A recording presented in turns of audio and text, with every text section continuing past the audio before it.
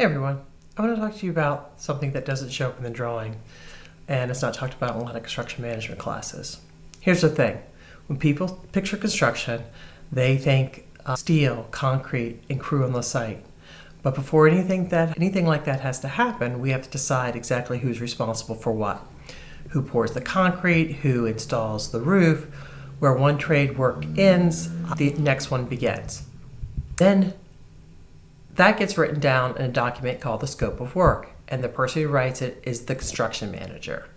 And this matters way more than it sounds. Let me give you a real example. Say the roofing scope does not entirely say who installs the counterflashing, where the roof meets the brick wall. The roofer assumes the mason does it, the counterflashing through the wall reglet. The mason assumes the roofer does anything that touches the roof and nobody prices it. Now you're halfway through the job, it's raining, there's leaks in the wall, with two contractors pointing at each other.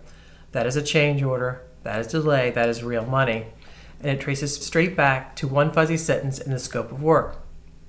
So a good scope of work prevents fights before they start. It controls cost.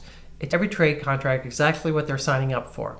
A weak scope does the opposite. It creates confusion, disputes, and claims. Practitioner spends years getting good at this, and you're going to take your first real swing at this in this course.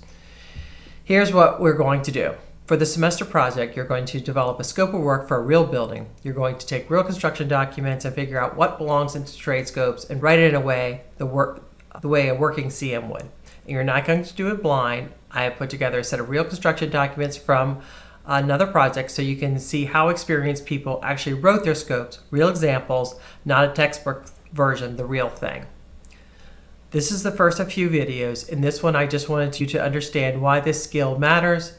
In the next one, we're going to get into the details. What are the parts of scopes of work actually are, how construction managers take a set of specifications and bundle them into trade packages, how to read examples without just copying them, and how to use the research tools that I'm giving you. For now, all I want you to do is to take this seriously because it's real. The documents are real, the building is real, and the skill is real. Check the syllabus for specifics on what is due and when. I will see you in the next video, and we'll start pulling scopes apart piece by piece.